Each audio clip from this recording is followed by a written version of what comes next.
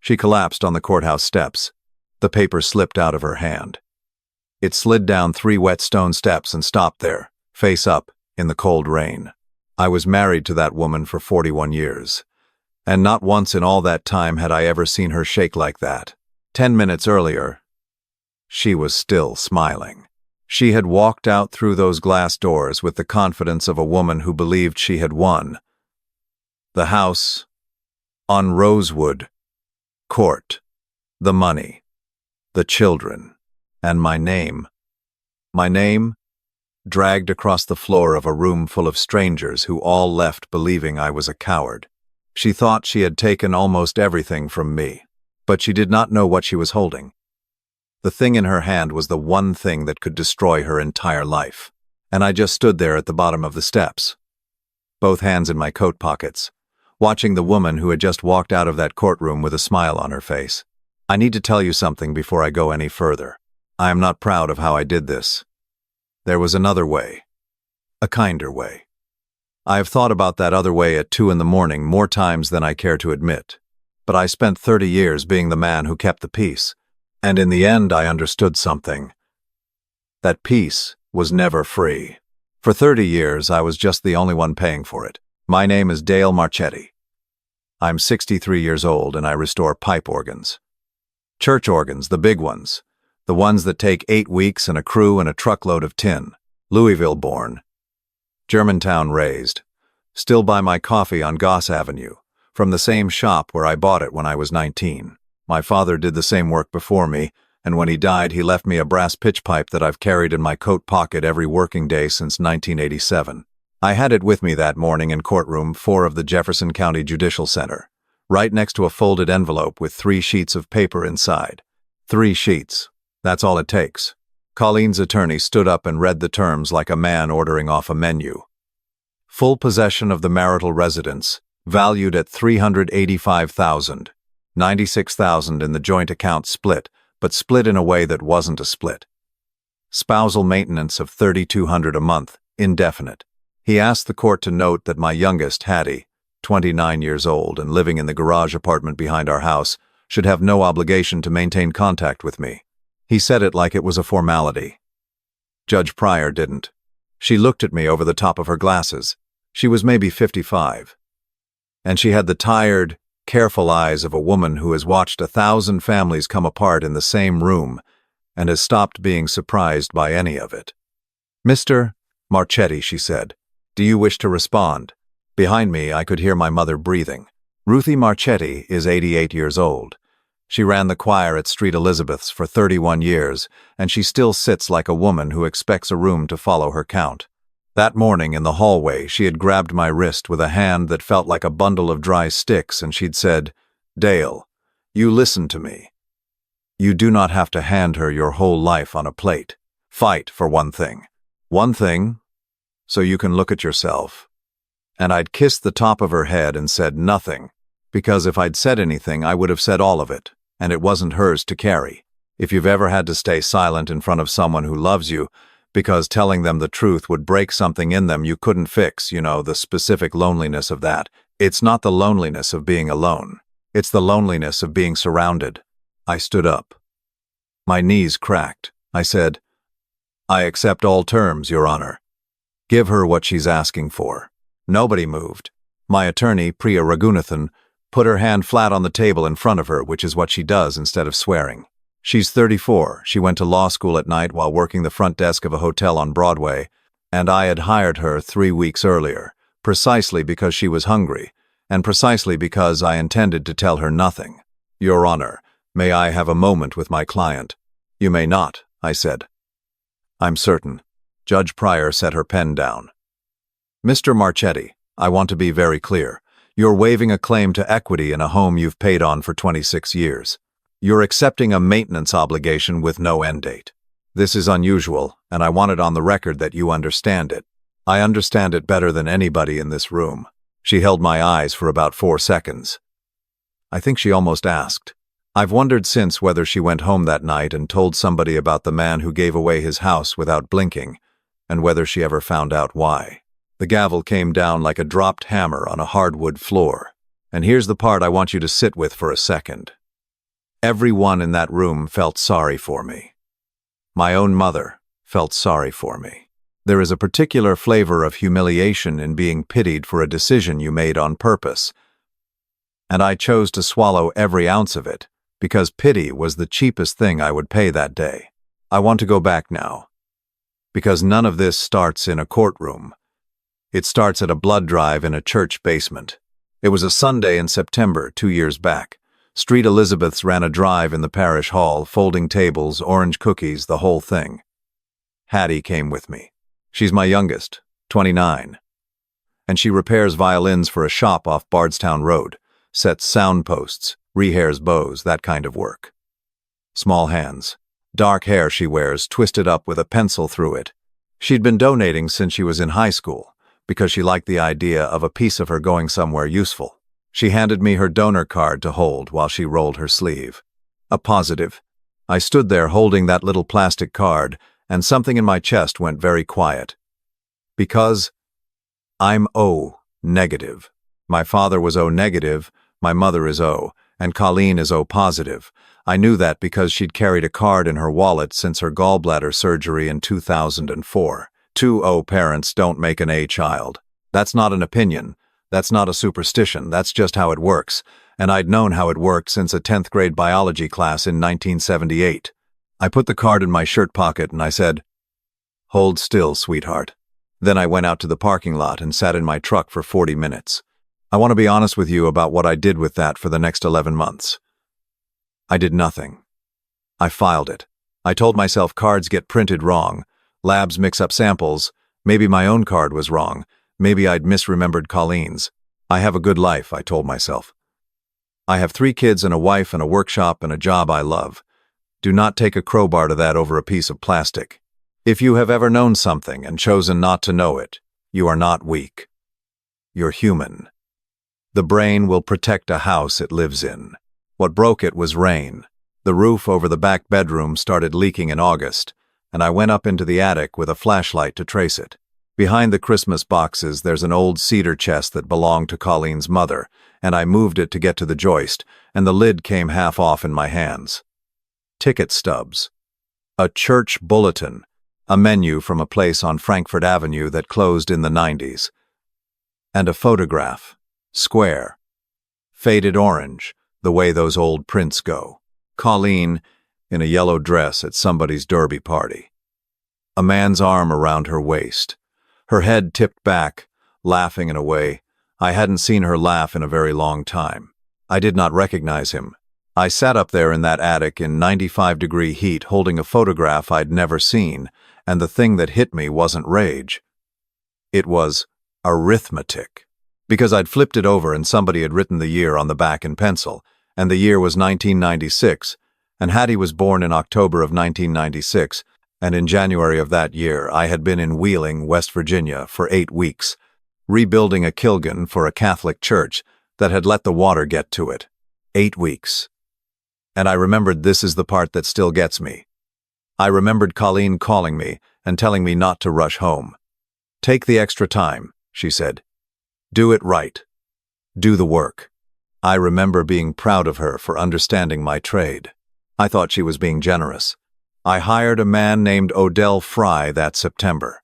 Retired Louisville Metro detective, 71 years old, works out of a room above a laundromat in Schnitzelburg with 1 filing cabinet and a coffee maker older than my marriage. He asked me one question before he took my money.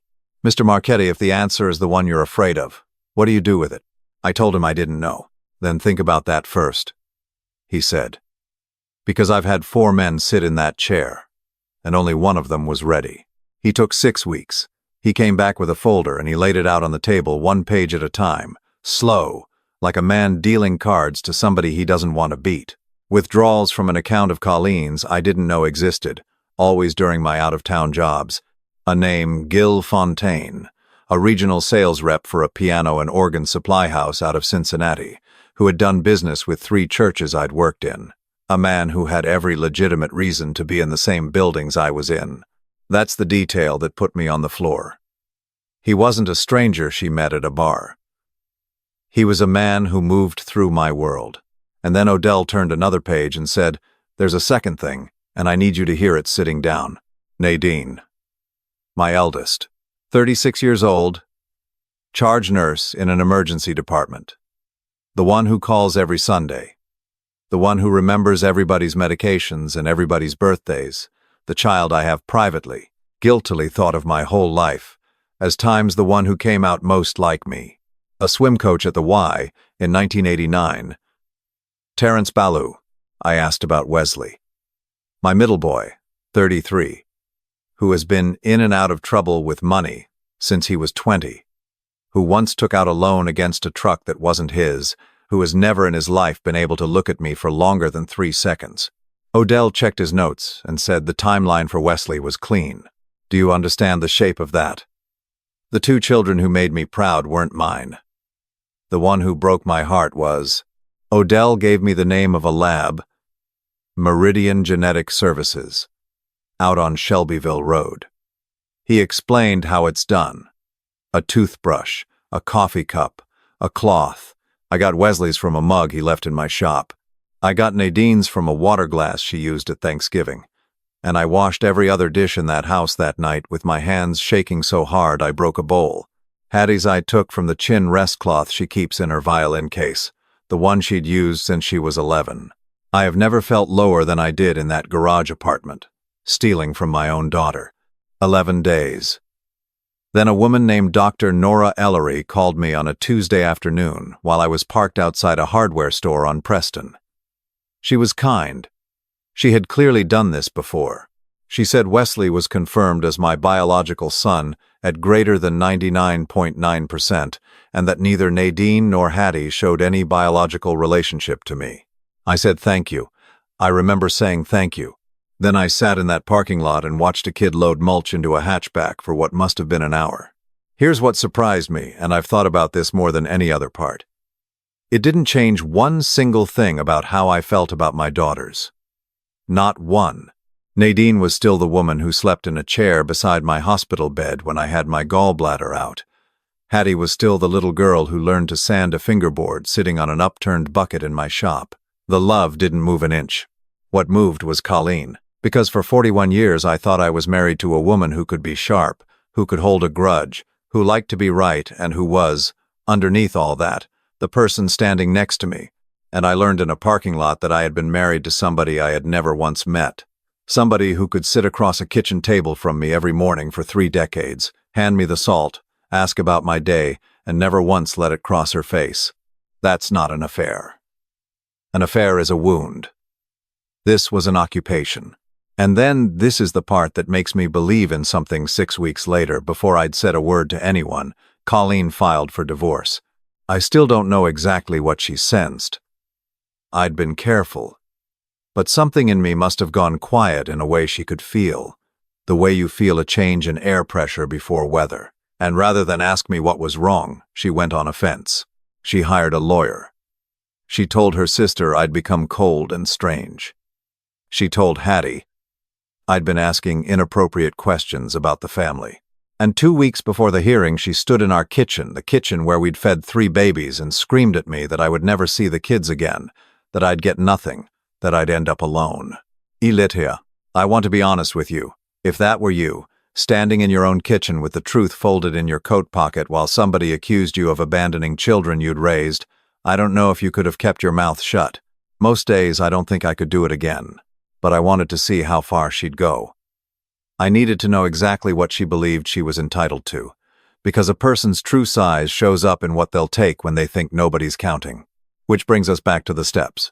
She came out of those glass doors with her attorney and her chin up and that navy dress she'd worn to Nadine's wedding, and she saw me standing at the bottom, and she couldn't help herself. She came down 4 stairs and stopped where she could look at me from above. Well, she said, I hope you got something out of today, Dale. Her lawyer was already walking toward the parking garage. A young couple went past us with a baby carrier.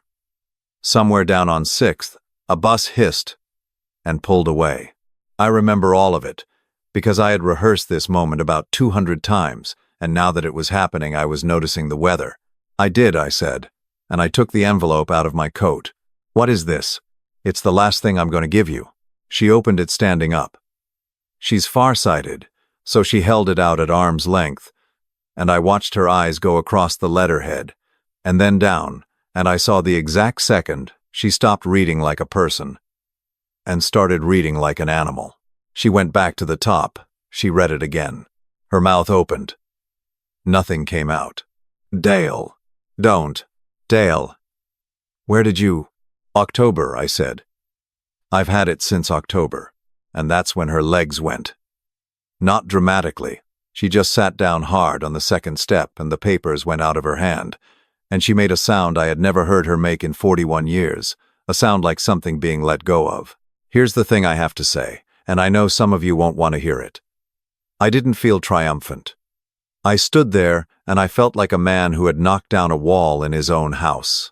She looked up at me and she said, "I did it for the family." And she meant it. That's what nobody believes when I tell this story. She actually meant it. Because 11 days later, when she finally called me, she told me the whole shape of it. She'd been 29 and I'd been gone 11 weeks out of that year, and she was in a house with 2 small children and a husband who kept coming home smelling like brass polish and talking about somebody else's cathedral. And when she found out she was pregnant, she didn't know. She genuinely didn't know. And then she told me, and she watched my face do whatever my face did, and she made a decision in about 4 seconds that she then had to defend for 30 years. "I thought if I told you we'd lose everything," she said. "And you were such a good father to them. You were better than he would have been. Dale, you were the best thing in their lives." And I said, "That wasn't yours to decide." And she said, "Somebody had to. I've turned that over 100 times." She wasn't a monster. She was a frightened woman who made a coward's choice at 29 and then spent 3 decades building a personality that could live inside it. Every year she didn't tell me. Telling me got more expensive, until the price was a whole life. That's how most terrible things get done, honestly. Not in one evil moment. In 1,000 small refusals to say the hard sentence. Understanding her didn't mean forgiving her, but it did mean I stopped needing her to be a villain, and that turned out to be worth more to me than the house. The hardest room was still ahead. We did it on a Saturday at Nadine's place in the Highlands, 10 days after the hearing. Her kitchen, the long table, the window over the sink that looks out at a redbud tree. I asked all 3 of them to come, and I told them it wasn't about the divorce. And I asked Colleen to be there too, because whatever else was true, they deserved to hear it with both of us in the room. They came in one at a time, and I watched every single one of them come through that door. Nadine first. Because Nadine is always first. Scrub still on from a night shift. Hair up, that flat professional calm she uses like a coat.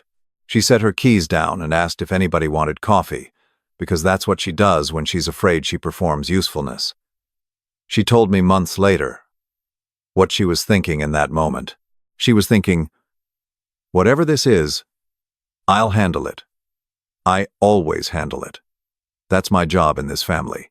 She had no idea she was 10 minutes from finding out the job wasn't hers by blood. Wesley came second, 20 minutes late, in a jacket too thin for January. He wouldn't sit near me. He stood by the counter with his arms crossed and his jaw working, and I looked at my son and I thought, and I've never said this out loud until now, times I have been disappointed in you since you were 22, and it turns out you are the only one of the 3 who is actually mine, and I have loved you the least well of anyone at this table. That's a hard sentence to write about yourself. I'm writing it anyway. Hattie came last. She sat down right next to me, the way she has since she was 4 years old, close enough that her shoulder touched my arm, and she said, "Dad, you look terrible." And she smiled at me. I almost didn't do it. I want you to know that. With her shoulder against my arm, I sat there for probably 8 seconds and seriously considered taking the envelope back out to the truck and letting all of us keep the version we had. 8 seconds is a long time when you're inside it.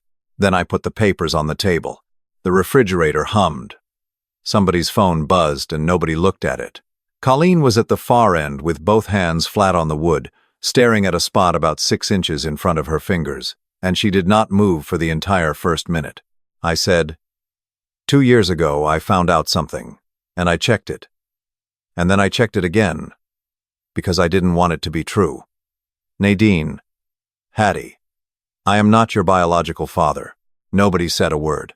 Nadine reached out and turned the top sheet around with 2 fingers, the way she'd turn a chart. She read it. I could see her reading it the second time. And then this woman who has coded patients at 3 in the morning without her voice changing said, very quietly, "Okay." And then said okay again, and then her chin went once, and she pressed the back of her wrist against her mouth. Wesley said, "What?" Just that. What? Hattie didn't touch the paper at all. She looked at her mother. Mom. Colleen didn't lift her head. Mom, say something. And the silence that came out of the end of that table was the loudest thing in the room. 15 seconds. 20. I watched my youngest daughter understand her entire life from a woman's refusal to speak, and I would give back every dollar of that settlement to have spared her those 20 seconds. Wesley slammed his hand on the counter and the coffee cups jumped. Are you kidding me? His voice cracked on it, so he's wait. Wait. He pointed at me. Am I? You're mine, I said. And my son, 33 years old, 6'1", who has not let me hug him since he was 15, put both hands over his face and stood there in his sister's kitchen and cried like he was being taken apart. Because here's what I hadn't understood until that second. He'd spent his whole life feeling like the one who didn't fit, and he'd built a story about it that he was the disappointment, the flaw, the thing gone wrong in a family of people who worked.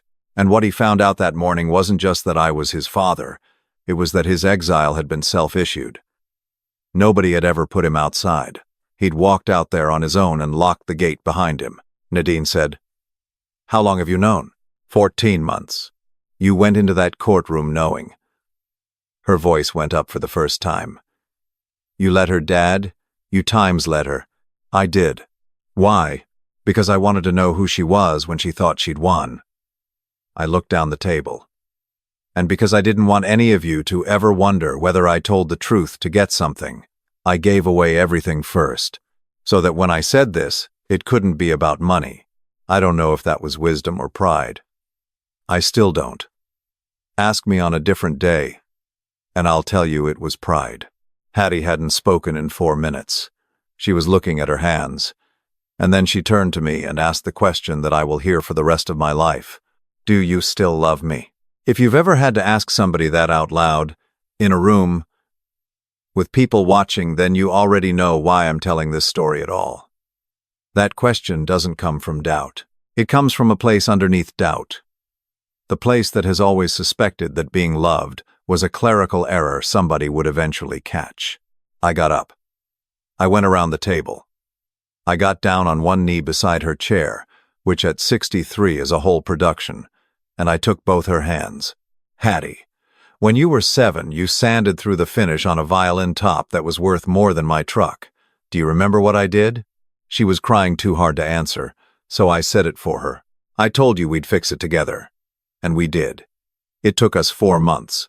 I held on to her hands. Blood didn't put you on that bucket in my shop. I did. You are my daughter. That was never a fact. It was a decision. And I made it. And I'd make it again this morning. She came apart against my shoulder, and I held on to her while my son stood at the counter with his hands over his face, and my eldest sat with a piece of paper in front of her, and my ex-wife walked out the side door and stood in the yard under a bare redbud tree with her back to the house. Nobody went after her. I noticed that. I think she noticed it too. That was 11 months ago. Wesley called Terrence Ballou. No, that's not right. He didn't have to. Ballou was Nadine's. Nadine called Ballou. He's 68 now, sells commercial real estate in Lexington, and he was polite and useless and told her he had a family and would prefer this stay where it was. She hung up and called me 40 minutes later and said, Well, that's answered. She's been in therapy since March. She says the hardest part isn't him. It's that she spent 36 years being the responsible one because she believed she was the most like me, and now she has to figure out who she is without that story. I told her she's the most like me of any of them, and that it never had anything to do with a swim coach. Gil Fontaine died in 2019. Hattie found the obituary herself. She has 2 half-brothers in Cincinnati, who she's exchanged maybe 9 emails with, polite ones. She says she doesn't need more than that. She says she got the good version already. Wesley moved into the apartment over my shop in April. He's 14 months clear of the debt, and he's learning to voice pipes, which is the hardest thing in my trade, and the only thing I've ever seen him be patient about. 2 weeks ago, he called me pop times in front of a client, and then got embarrassed. I didn't say anything. I just wrote it down in my head and kept it. Colleen kept the house. She had to mortgage it to death, and she took a job doing scheduling at a dental practice on Taylorsville Road, the first job she's held since 1988. The maintenance payments got renegotiated once the results were on the record. She sends me a message every few months, usually about something practical, and she has never once used the word sorry. I don't think she has it. I think she got rid of it a long time ago because she couldn't afford to carry it. I see a woman named Ines now. She's 61, and she plays cello for hospice patients, which is a job I didn't know existed until I met her. On our third dinner, I told her the entire story, all of it, because I have decided I'm finished managing what people know about me. She listened all the way through, and then she said, "So you gave away a house to buy the truth?" And I said, "Yes, more or less." And she said, "That's a fair price. Houses are cheap." Here's what this whole thing taught me, and I want to hand it to you straight. The mistake most people make, and I made it for 4 decades, is believing that a peaceful house and an honest house are the same house. They're not. Peace is what you get when everybody agrees not to open a certain door. And it works, right up until the day somebody opens it, and then you find out you never had a family. What Colleen never understood, and what I think she still doesn't, is that she didn't protect us from the truth. She protected us from the chance to survive it. Because we would have. That's what kills me. If she'd told me in 1996 with a baby in the house, I would have been angry for 2 years, and then I would have raised that girl anyway, and it would have been times mine to choose. She took the choice and gave me the outcome, and called it a gift. So here's the one thing I'd ask you to actually do, today, not someday. Go find the person in your life you're managing, the one you're editing yourself around, the one you tell the smoothed-over version to, and say one true sentence to them, not the whole thing. One sentence. That's all it takes to find out whether what you have is a relationship or an arrangement. And here's the question I'd sit with, and I've been sitting with it for a year. Who in my life loves me for a fact about me, and who loves me for a choice they keep making? Because you want to know the answer before somebody hands you an envelope. Now, I'd really like to hear from you on this, because I've argued with myself about it 100 times and I still don't have it settled. If you think I was right to walk into that courtroom and give her everything before I said a word, comment 1. If you think I should have put those papers on the table the day I got them and spared everybody the theater, comment 2. And if you think I should have burned the envelope, kept my mouth shut, and let all 4 of us keep the life we had, and I want you to know, I don't think that's a stupid answer. I think about it at 2 in the morning, comment 3. Tell me where you're listening from too, and what time it is where you are. I like knowing that. Somebody's washing dishes in Manila right now. Somebody's driving to a night shift in Manchester. Somebody's sitting in a parked car in Nairobi not ready to go inside yet. And if you've ever found out something that changed the shape of your own family, you don't have to give details. Just say, "Times I've been there," times say it, because somebody scrolling past your comment tonight needs to know they're not the only one. If this story got hold of you, stay with me. I tell one of these every week, real feeling, real people, the kind of thing that happens in ordinary kitchens to ordinary folks, and it genuinely matters to me that you're here. Subscribe, and I'll see you in the next one. Take care of the people who chose you. This is a fictional story inspired by real emotional experiences. Fully rewritten and reimagined in Louisville, Kentucky, to create original content. Any resemblance to real people or events is coincidental.